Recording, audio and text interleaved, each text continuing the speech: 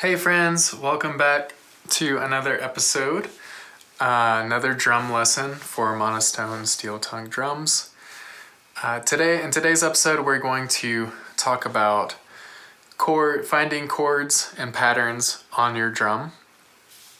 So, you've only got 9 or 10 notes to work with, and that may seem limiting, but there's really a lot of different combinations of notes that you can put together that will produce different chords and give you different sounds and different feelings out of just those 9 or 10 notes. So there's a lot of potential within what we're working with here. And I wanted to show you all some basic chords and patterns, ways of looking at the drum that will help you understand how to create music on the drum better, how to find chords more easily, and the benefit of using different chords in the music that we're making is that when you switch chords, you kind of switch feelings and you switch the vibe. So it creates a flow, and it creates some dynamics, and it creates some changes. So you can have an A part to your song, and then maybe have a B section where it's a different complementary section that uses some different chords, maybe some different rhythms. Anyways, it's a lot of fun to play around with chords on the drum. So let's dive in. For most of our drums, some of the most basic chords that you can find are going to be just right here at the bottom right-hand quadrant of your drum and the bottom left-hand quadrant. And a chord is really, it's 2 or more notes that are combined. So here we're combining the bottom right 2 notes, bottom left 2 notes, middle note, and this third note. I don't do this one very often. I do this a lot though. So really whatever scale you've got, this should work for you. But an easy thing to do is to just, you hear the chord change, chord 1, and this is a super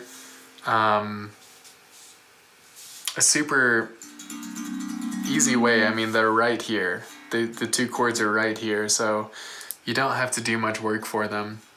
And it's just a really nice way to go back and forth from one side to the other.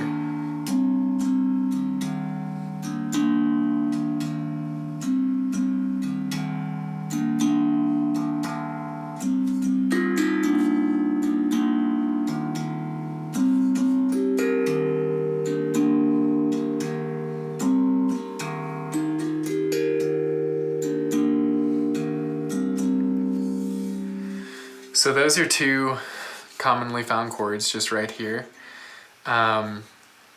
Also, one of the ways I like to visualize the tongue drum is actually split into quadrants here. So this bottom right-hand quadrant typically is going to work really well together. So you can just hang out there. And then when you want to switch it up, move to a different quadrant. And this is the top right quadrant, playing the 3rd note, 7th, and 9th.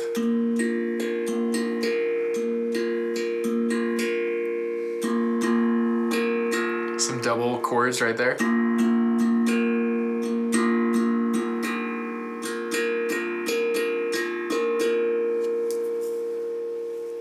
Moving over to the top left quadrant, you've got these notes. Well, I have these notes, you have some different notes, but they should, work together.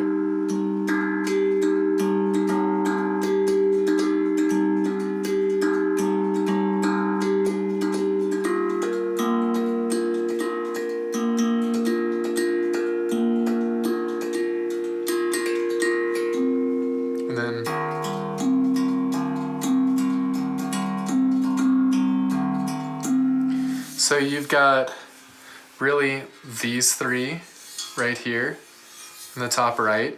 You've got these three in the top left. You've got these three, including the bass note, on the bottom left, and these three, including the bass note, on the bottom right. And that's how I tend to think of the quadrants.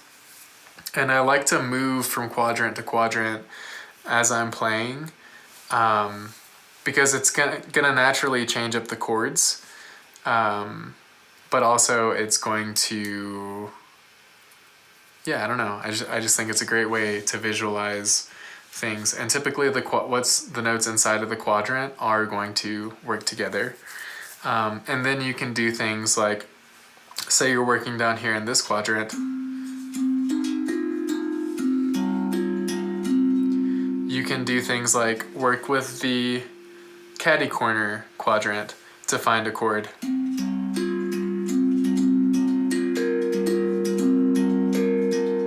Let's see.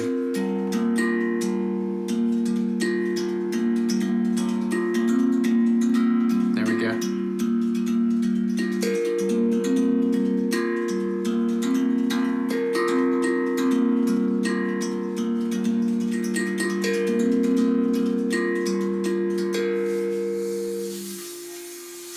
So you can experiment. You can experiment with that. Experiment moving from section to section, and then one other way of visualizing the drum that I think is really helpful is to see these three lowest notes and kind of take these and consider them their own section. Like these notes would be playing together. And then if you're not playing these notes, pretend like they don't exist and move around to these notes down here, here, here, here, and here. So you can basically go back and forth from playing these three to working exclusively with these six.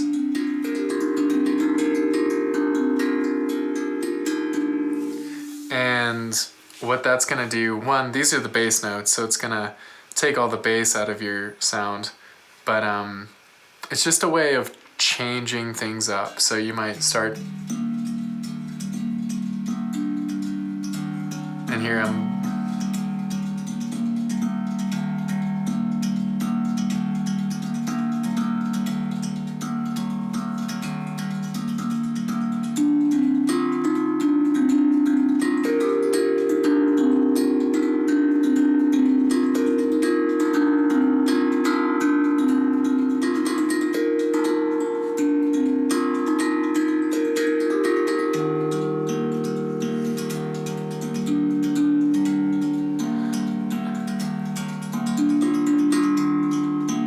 so if you noticed, I started here on the bass notes, and then I moved exclusively to playing on these other six notes. And then I went back to playing on just the bass notes. And it created a change in the sound. And then I came back to that really grounding bass rhythm and those bass notes. So as I was kind of describing in the last two techniques, using the quadrant technique, visualizing the quadrants, you're kind of limiting yourself to just these three notes. Or visualizing the bass notes together, you're using just these three notes. Or these six notes, you're limiting yourself just to those six. And it's something you can, it's limiting the number of notes and which notes you're playing on is a great way to create a creative constraint for yourself. So you say, I'm only gonna play on these 3, 4, 5 notes. And it's a creative constraint that within that constraint, you can only do so much, but it's pretty much guaranteed to sound distinct from if you were to be using, another set of 4 or 5 notes on that drum.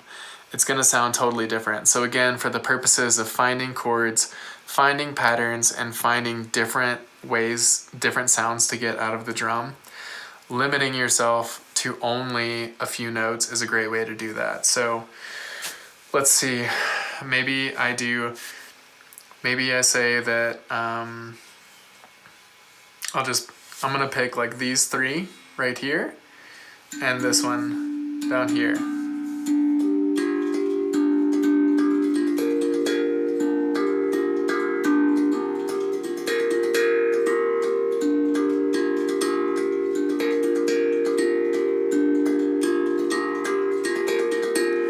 And then if I wanted to change it up, I can move down. Instead of playing this note, maybe I move over here.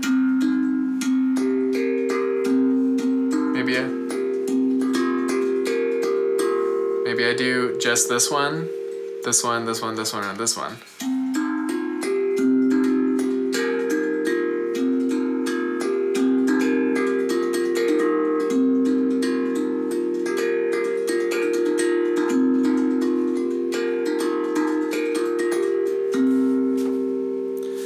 Or maybe it's these four right here.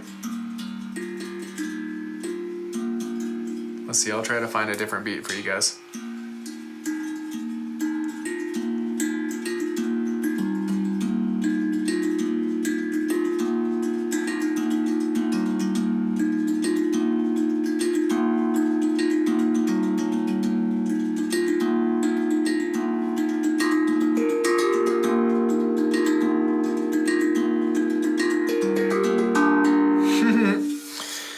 So, you see what I'm saying? It's like you do have these full 9 notes to work with, but the more you can actually break them up, compartmentalize them in different ways, make them, combine them with other notes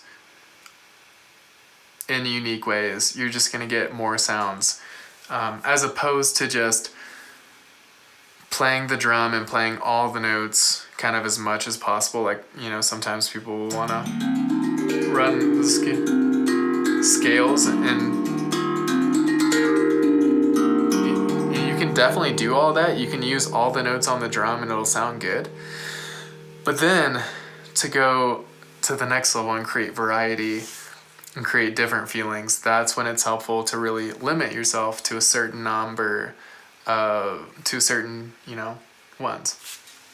Also, one weird side benefit of the steel tongue drum is that every time you sit down and you find a pattern, you find this rhythm,